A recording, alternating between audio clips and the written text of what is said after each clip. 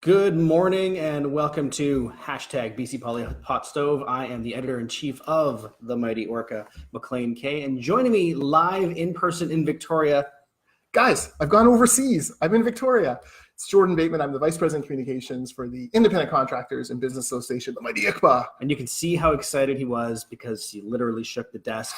You can look around and see these luxurious settings. This is actually an old CBC office that we use as... I can smell the subsidy as I sit in here now. Yeah, I don't think it's been used since 2011, except for when I'm here by myself on my lonesome doing BC Poly Hot Stove. Yes. It's not actually the most luxurious place here at the BC Legislature. I have to say, I feel like I'm much more comfortable in my perfect climate-controlled studio with my lights and my fancy mics and stuff. I had no idea, Maclean, that you were suffering so to do. If normally it looks even remotely professional, you can see now that it's just a facade. Anyway, Jordan, you are here. You came over to Victoria for the very best possible reason. The ICBA hosted the inimitable Rex Murphy this morning. Yeah. So Maclean, you and I have talked about this before, but is there a writer who intimidates you more with his talent than Rex Murphy? In Canada, this guy, he's an incredible writer. His turns of phrase are legendary. He has a million stories. He has such a unique perspective on everything. And then to make it even worse, 72-year-old guy gets up and speaks without notes in front of a couple hundred of us over at the Marriott in Victoria. No problem. It was as if you were reading his column. Unbelievable that he can speak as well as he can write, and must be nice to be that gifted. And the thing is you're exactly right. He spoke for I don't even know. You could tell me any length of time, I'd believe it. It was probably an hour or so. Yeah, it was a good long speech, but it didn't feel long because it was entertaining throughout. And I can tell you that I've been lucky enough to have a couple casual chats with him on the phone. He's exactly the same. Yeah. He's exactly the same. And as you were saying, I edit Rex, which basically means I hit copy and paste. Yeah. And afterwards, I'll try and write something of my own and just stare at the screen. I know.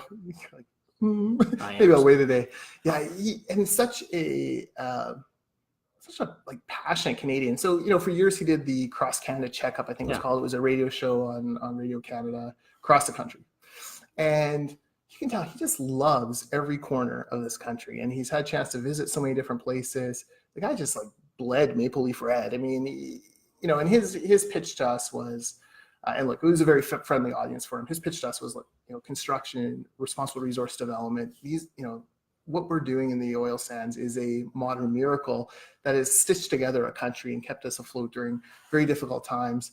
And the dignity of work, all of those different themes, really fantastic to see him live. And it's hard to sometimes pinch yourself this guy was on CBC. It's hard to believe that he could have had that long a career as a commentator there, but it's a tribute to his perspective and his really incredible talent. Well, and he did speak at length about the oil sands in Alberta, and there's two things that I took away from that. One was I share this perspective that he marveled at the technological and engineering accomplishment that is oil extraction in Canada in general. He talked about offshore rigs in Newfoundland, and even just the very fact that they construct them in the North Atlantic is nothing short of amazing. Yep. And in my previous life, I had done some stories about some of the new ways 10, 15 years ago, they were extracting oil from the oil sands. I mean, yeah, I'm not going to bore you by getting into engineering stuff now, but it's not as simple as simply sticking a pipe in the ground and watching. Yeah, it's not the Beverly Hillbillies. They're not walking around with shotguns and shooting the ground and oil's coming out. This is pretty elaborate stuff. It is like that elsewhere in the world. Yes. It's not like that in Alberta. No. And so the fact that they're able to get it, however you feel about the oil, is impressive. And the other thing that I took that I didn't appreciate was that Rex has a very different perspective on the oil sands as a Newfoundlander. Yeah, because interesting. When the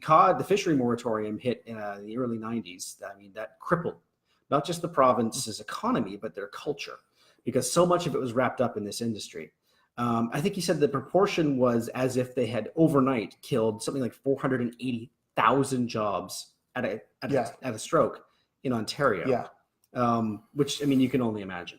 So a lot of those people were, quite literally airlifted and to go work in Alberta, northern Alberta, in the oil sands. And as an Albertan, I can tell you that's true. Okay. So he looked at the oil sands as not only a lifeline to his province and his culture, but sort of a reflection of why Canada is so great. Yeah. When Newfoundland was at its lowest ebb, there was opportunity in Alberta. And yes, they had to move, but they were able to work and support themselves and raise families. And I mean, that is a miracle. And so to see from his perspective, to see Alberta going through its low ebb and receiving not support has been hurtful. Yeah. These are Rex's words, shameful. And I mean, he used the word disgraced. Yeah. And I had not seen it from that perspective, not being a Newfoundlander. His words were strong. Yeah. And he talked about how, all these people coming from all over Canada to work in Fort Mac and the oil sands really stitches together Confederation, because you've got Newfoundlanders working up against Saskatchewan people, with British Columbians, with Albertans, and it stitched together a fabric, a community there that, we don't talk about a lot. But yeah, we brought him, ICBA brought him to Victoria. He was in Prince George yesterday at another ICBA event. And really, for our guys, it's not, for our members, it's not about convincing them of the value of this, but it's about giving them the language for it and giving them the encouragement. All they see in the media now are, and it's not all they see, the vast majority of media, though, around these issues are on the protest side. The no's, the NIMBYs, the bananas, build absolutely nothing anywhere near anyone's. The funding from the US into various Canadian environmental groups. There's all these different things kind of circulating. Much of, I was sat by Ellis Ross for part of the breakfast. Much of what Ellis Ross, BC Liberal MLA and former Haisla chief, has talked about. He gives you hope. He gives you language like, hey, I'm not the only one who thinks this. This old guy is smart and can turn a phrase and has great stories. Like, he gets it. Like, this guy was on CBC and he gets it. And so I think that was a very powerful, and certainly went over. We had more than 200 people in Prince George. We had about 150 here in Victoria. And I mean, not to make it sound like the speech was somber. It wasn't No, at all. it was raucous. It was hilarious. Jokes about a cucumber farm in Newfoundland, which I am going to look up. So Brian Peckford, the premier who spent the $25 million or so trying to grow cucumbers on the rock, now lives in Langley. That's true. And he was a big validator for John Cummins and the BC Conservatives when they were at their zenith of 22% in the polls before the Christy Clark miracle. So I was kind of like, I'm a Langley guy. I may run into Brian Peckford sometime and be like, hey, how those cukes going? I'm a reasonably well-read guy when it comes to Canadian politics. I'd never heard that story before. Never. No, it's hilarious. And I love the stat that per capita, the average Newfoundlander would eat 1/4 of one cucumber a year, and they were almost completely dill pickles. Yes. So yeah. And somehow we stitched that into about the oil sands. Well, that's the amazing thing is we'll tell you all these anecdotes, and you're probably staring at your screen going, okay. I can't reconstruct the speech for you. No, it's not possible. But the point is, it works, and none of us are as gifted as Rex Murphy. Yeah. So we're looking at bringing Rex in for another run. We're talking maybe Nanaimo, maybe FSJ, maybe on the other side we see Prince Rupert. What about Cooney's? It depends a little bit on where ICBA membership is, because you have to have a core group of people to kind of help defray costs. But if you ever get a chance to see Rex Murphy live, do it. And every 2 weeks, we're, I think, kind of honored to have a piece in the Orca. I was going to say, separate from what he's doing with the ICBA, I think we're going to see more of Rex in the Orca. And his pieces are always so good. They are so good. They are occasionally crazy. intimidating, and he's a lot of fun to work with. That's all I'm going to say. When we share pieces by Rex, whether National Post or the Orca, on the ICBA page, almost always one of our best performing reporter. He's not a reporter, but one of our best performing op-ed posts of the week. You can guarantee it. He resonates with a group of people who've been looking for language. And the great thing about Rex is, right now in Alberta, there is such frustration. And you even had Jason Kenney kind of talk about separatism. It's possible. There's a disunity in Confederation. He is adamantly pro-Alberta, but within the context of Canada. And there's none of that would be better off apart. Even in our worst days, we're better off together. Oh, yeah. And I really appreciate that about him as well. And I think it's frankly, it's the kind of language that guys like Andrew Wilkinson and Jason Kenney need to pick up as they try to fend off what will obviously be John Horgan putting on the BC flag and try and pretend that he's standing up for British Columbians. We are Canadians, and there are things that we need to do together. And sometimes one province, has to recognize that, we don't get a slam dunk win out of everything, but it's important for our neighbors, and we got to do it. Well, let's talk about that, because as we always do in BC Poly Hotstove, we talk about the week that was and is. politicians that are hot and not. And the big news breaker this week was Premier John Horgan. He finally got through to the Prime Minister. Justin took his call about gas prices, and Horgan referenced the fact that it took longer than he wanted, but there's flooding in the east, and fair enough. Okay. We're going to give you that one, Premier. Sure. But he also wrote, and that's more on JT. That's true. Yeah. We also wrote to he wrote to the BC Utilities Commission about gas prices. This is about more than a week after his minister Bruce Ralston said publicly that it was gas price. The reason gas prices are so high is gas prices companies are gouging customers, which is and go get a membership at Costco. That's a crime. So yes, go get a membership at Costco. So if you're going to allege gouging, you had better have shown a paper trail saying, hey, in my official capacity as a minister of the Crown, can you look into the gouging? Do you know what I mean? Like it's you can't just say there's gouging going on and then you've done nothing about it. It's like an admission that it's not actually happening. Yes. And well, the problem, of course, for them is that repeated reports, like this isn't the first time gas prices have spiked. No. And so there have been repeated reports from BC and across the country showing they're not gouging. Like there are very strong supply and demand arguments. Yeah. Refineries go on and offline. There's all sorts of things that cause problems for the supply of gasoline, especially in the Lower Mainland where we don't refine any. So like it's demonstrably provably false. But people hate oil companies. It's like banks. People hate banks. So, you think you can beat up on them, but no, it's government policy and red tape and regulation and taxes that drive up the costs of fuel. Like if you compare, like I've done this before. Like if you compare the price of gasoline in Blaine, Washington to Surrey, BC, the only thing separating us is a line on a map.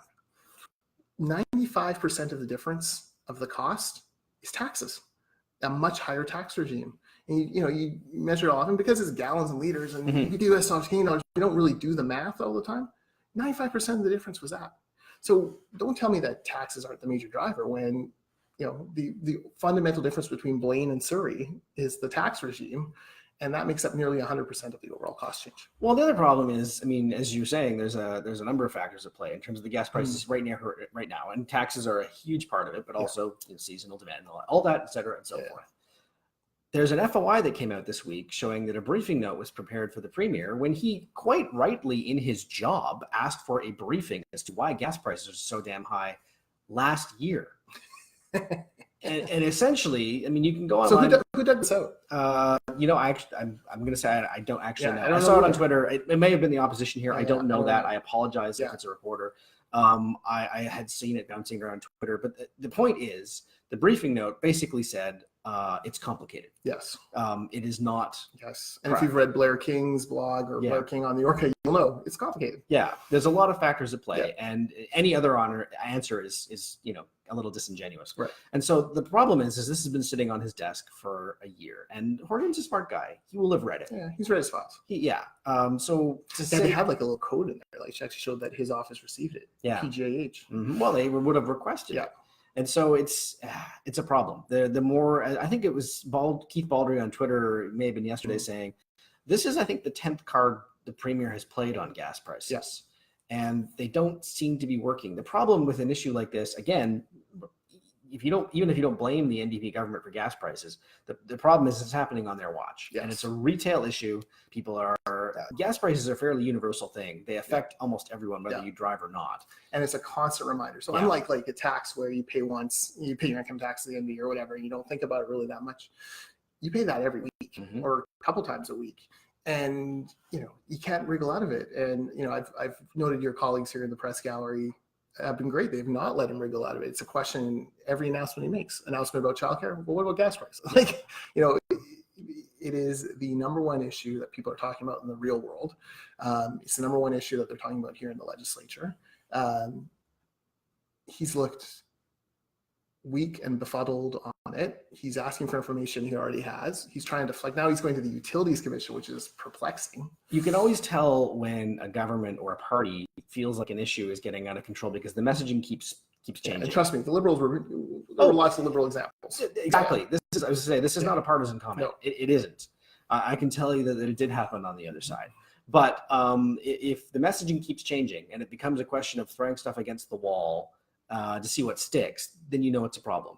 And there was a time not too long ago when the answer was something along the lines of British Columbians are happy to pay more for their gas. They're happy to do their part to fight climate change. That didn't land. No. Whether you agree with it or not, the fact is it didn't test well. Yeah. Well, I've been thinking about this a little bit, right? If Scheer wins, which seems to be becoming more of a distinct possibility every day. And Karen Fuchs comments, is BC being punished? I don't think BC's being punished yet.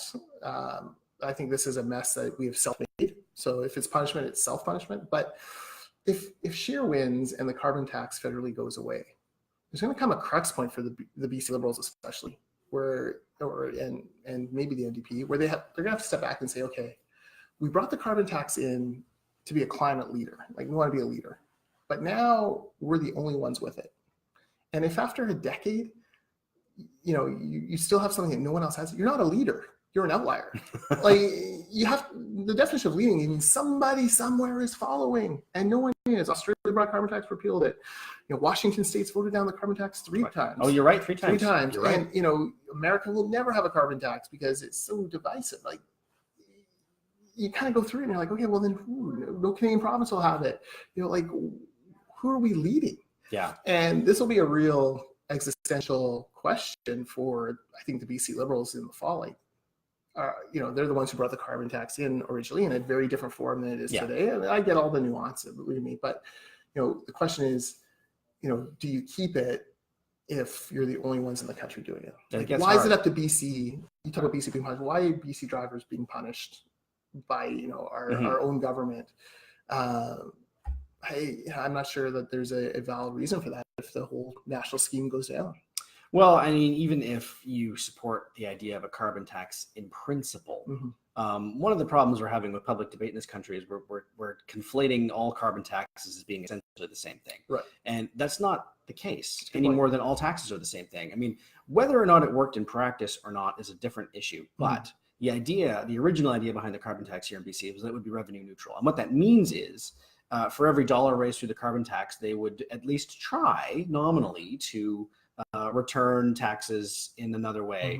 In other words, they were trying to tax different things. They weren't trying to just tax something extra additionally. Yeah. And the problem with when a carbon tax is no longer even nominally revenue neutral is it becomes seen as just another cash grab. Exactly. If you're getting a rebate somewhere else, you could make the argument that yes, paying more for something like gasoline might incentivize you to pursue other options, but that's good because you'll have more money, hopefully, in some of the rebate. I agree I'm being fuzzy on the details here. But if that's no longer even the concept here. It's just simply an extra additional layer of tax. Yeah, and I think this is where the NDP have been weak in question period on gas taxes. So Liberals will ask, well, what are you going to do about it? And they'll kind of obfuscate and say, well, you don't like gas taxes? You don't like building roads and bike lanes and all these things? You don't like building SkyTrain centers? There's no link between gas taxes and these projects. Yeah. And in fact, the Taxpayers Federation, we fought for years to try to make a link. Like, we wanted a law passed saying if you take money from drivers, it should be reinvested in the things that drivers will benefit from. Like, link it. There's no linkage. And in fact, the NDP have made the linkage even worse by getting rid of carbon tax neutrality. So it's not like I go to the pump and I'm paying 53 cents a liter or whatever is right now in gas taxes, but I go to myself, well, they're building a SkyTrain to Langley, and eventually, I'll get some of these bumps off the road and onto the SkyTrain so I can, drive in quicker. No, it's not like that. There's no link. There's no magic connection between the two. And that's, I think, is the frustration a lot of people are feeling as well. Well, Karen, the general revenue, the big hole of general revenue. We're talking about things like general revenue, and we're going to comment here on Facebook saying, yeah, that's great. The cost of living is already high enough. People can't afford it. And, you're right. Yeah, that's the problem. And I think that's the problem the NDP are having is that they made big promises on this. It's very well and good for people like Jordan and myself to have an esoteric argument about where carbon tax revenue goes to. But if you're having trouble paying for, your bills, and if you don't have any choice and have to commute to work or school or wherever. It's a bit of a flawed argument for us. Yeah, it's a bit of a highbrow argument for us. It's true. It's true. I do think of that, like, the single mom. My wife works with single moms in a charity that does support services, and it's despite the softening housing market, still incredibly expensive. I just don't know how these families get by. Yeah, it's tough. You know, you look at their numbers, you kind of hear her, she has a home office, and from time to time I'll hear like the snippet of her conversation. She works through a budget with them. You're you're talking about like every nickel counts in those families. And when gas prices go up, that means sacrifices are made elsewhere. Yeah. So. And it's distressing when you hear the argument made that, well, you should just move closer or refinance your house and get yourself an electric vehicle. Yeah, I without naming names, I heard a conversation that happened here in Victoria a couple of years ago where there's an industrial area not too far off downtown, and there was a conversation with some city hall representatives, and it doesn't matter who, asking some of the business owners there what they can do to revitalize it, and they all said the exact same thing. And if you live in Victoria, you'll know what I'm talking about. You got to fix the parking. There's businesses here that nobody can come get to because they can't park, and it's true. And it was funny because they were looked at with complete befuddlement. Like, well, what do you mean? Why do you need parking? Why can't the plumbers and contractors and artisans who work here, why can't they just commute on their bikes? Yep. Yes. Would you say that a carpenter? I sit in dismay. Is it that guy? It's not. It's not. Oh, okay. I just assumed. The thing is that there was no cruelty in this answer. It was just complete lack of understanding. Yeah. We're talking about tradespeople. We're talking about artisans, carpenters, plumbers, fitters, people who have tools, yeah, and for whom commuting on their bike, while a noble aspirational goal, is simply not feasible. Yeah. They need their trucks to carry all their stuff to build stuff. Yeah. Yeah. We can't put rebar on the SkyTrain and move it around the city. No. And so it's, although I thought about that as a stunt. Well, and if you've been to a place like Rock Bay, the sad fact is like there are businesses there that want people to come and stop in. There's a couple of great breweries and a fantastic ice cream place. Okay. But God help you if you are going to drive there. And because it's not like a residential area, there's no. The point I'm making is they asked for something and it was dismissed out of hand as like, well, no, you can just commute on your bike. If that works for you, great. Yeah. I walk to work. I'm very lucky, but I don't ever assume that I'm normal or that my circumstances are the same for everyone else. It's one of the great flaws in politics among people who build platforms and build vision, build messaging, is you kind of fall into this trap where you think everyone lives like you. Yeah. Or everyone should live like you. And that's just not the way. I always think of, when we were doing the TransLink campaign, people voted against that tax for a number of reasons. And I always said there was no wrong reason to vote no. Like, I'm not going to talk like, they all count. No, I've got a better reason for you to vote no than that. But like, some of them voted no because it wasn't progressive taxation. And they felt like it was unfair on the unrich, literally a line. And other people voted, like my uncle was a bit of a redneck, lived in Cloverdale, had like the big yard, had like a little, urinal in the yard. Like, this is how redneck it was, right? But he voted against taxes. He just didn't want to give, government more of his hard-earned money. Like, there was all sorts of different reasons, but not everyone lives like, the Yale town folks or, the core people who can bike ride places. You see this on Twitter a little bit, like Janet Brown for CKW got like. It was Jody's piece in New York this morning. It was all about that. She got ripped because she had the temerity to say, look, I can't take growing boys to hockey with massive hockey bags at 5 a.m. Via transit. It's not it's not feasible, and also it literally doesn't start by the time she needs to get where the ice time is. Yeah. And the response was just like, well, no, you should move closer, take them out of hockey, or like it's just like this nonsense, right? Like, why is her lifestyle less valid than anyone else's? Or abnormal? Yeah, it's not. Yeah. That's the problem, is that you fall into these airtight social media bubbles of people who. My kid was 7 years old and had 6 a.m. hockey practices. So you get up at 5:15. There is no option. I got to drive them to the rink. Yeah, believe me, driverless cars. Let me just say this.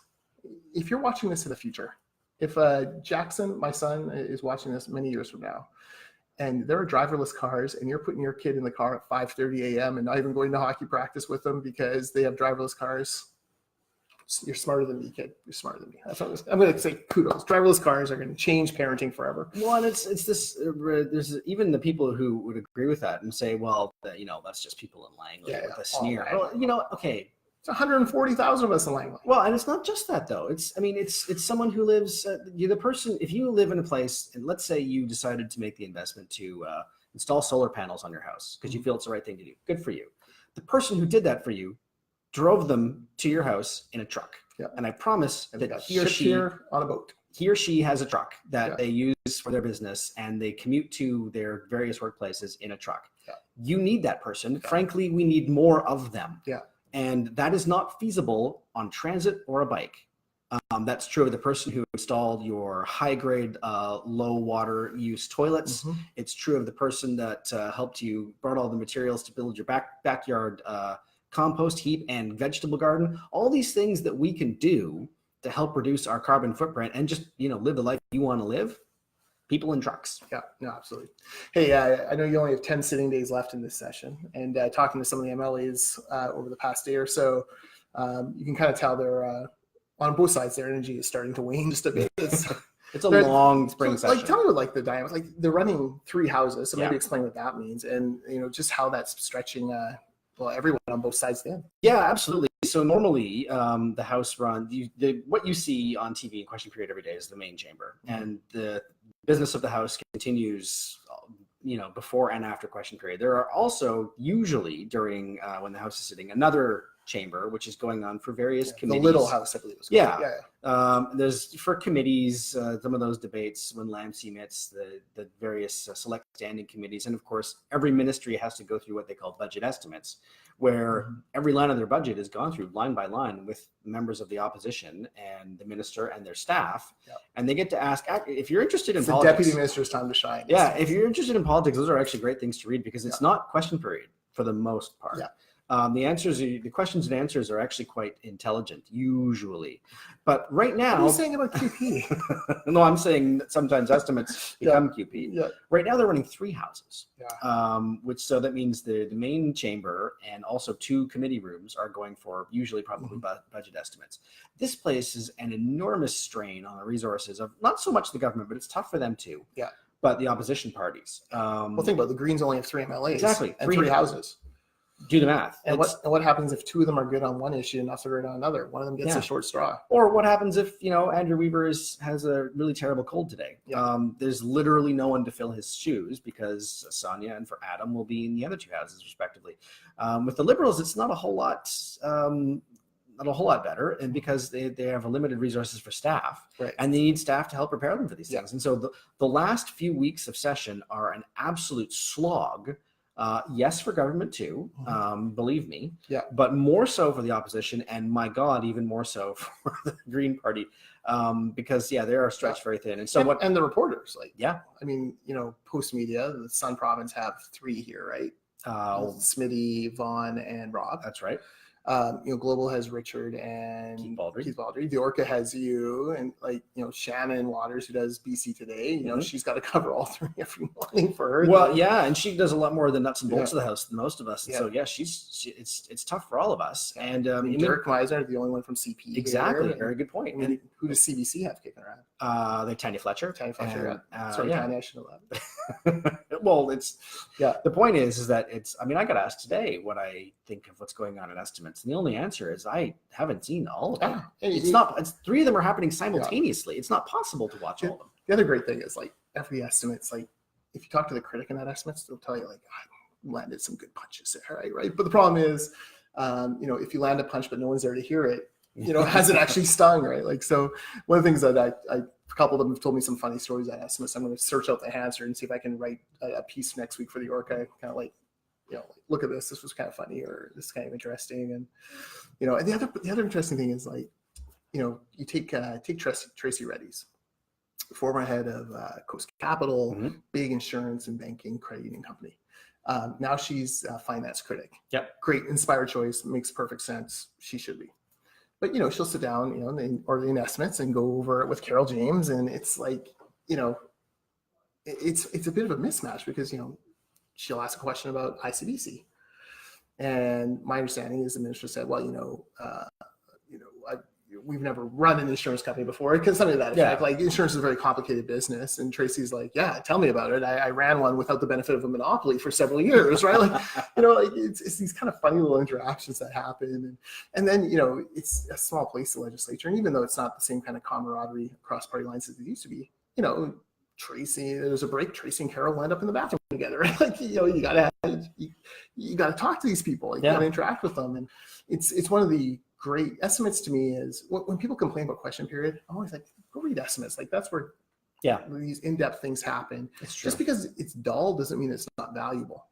And the hand wringing over decorum in the house, I'm always like, QP is a small fraction of what actually happens, and it's really the only time you get that kind of crazy. It's true. Writer. It's only half an hour of every day, and I mean your criticisms, if you're having them out there, of the way QP goes, are valid and no less true. The only thing that I think Jordan's saying is that it's a small fraction of what actually goes on in the business of the house here, and does in no way reflect how the MLAs actually interact with each other. Outside of question period, much less in the bathroom. I see civil conversations happening amongst all three parties literally every day. It's kind of unfortunate that most people see question period and think that's how it is. Like they're practically stabbing each other in the halls. They're not. There are times it gets quite heated. Don't get me wrong. And there's some who take it more personally. Yes, on all sides. Yeah, absolutely. But no, for the most part, it's actually on all sides and in the big chair. Now, Maclean, to wrap up. Yes, there's some things here. I don't come overseas here very often, but it's very exciting. There's some things I gotta see it. So you gotta tell me where the wood splitter is. I gotta go take a look at that. I know the Taxpayers Federation is having a big event at 10:30. It's just coincidentally I happen to be here, so I gotta go check that out. I gotta meet Alan Mullen. What's the best way for someone to meet Alan Mullen? To get a selfie with Alan. Alan, if you're watching, Alan has an office in the Speaker's office. He's actually fairly accessible. I once watched a hockey game at the Speaker's office under the regime of a former speaker. He let me touch the knees. I'm assuming this is that allowed? Probably not in this case. Am I allowed to touch the knees? No? Alan's pretty accessible. You can knock on his door and see what happens.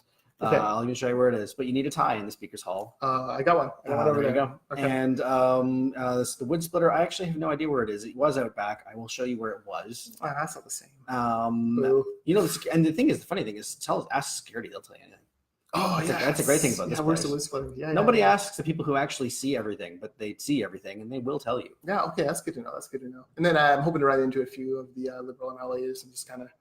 It's a little bit hard. Like obviously ICDA, very much ideologically aligned with the Free Enterprise Coalition. You feel a little bit bad for them sometimes. Like I joke about being overseas, but you send them overseas to fight your wars essentially on project labor agreements and secret ballot and all these things. I got to see Dr. Weaver and thank him for the secret ballot too. That's something else. I gotta somehow run into him. I've been told a few drinking establishments where I might find him, but that's another story. There's all the MLAs are there. Anyway, so we have these, we send these folks across to debate these, and whether NDP or Liberal, whatever, like big sacrifices for families. It's not easy.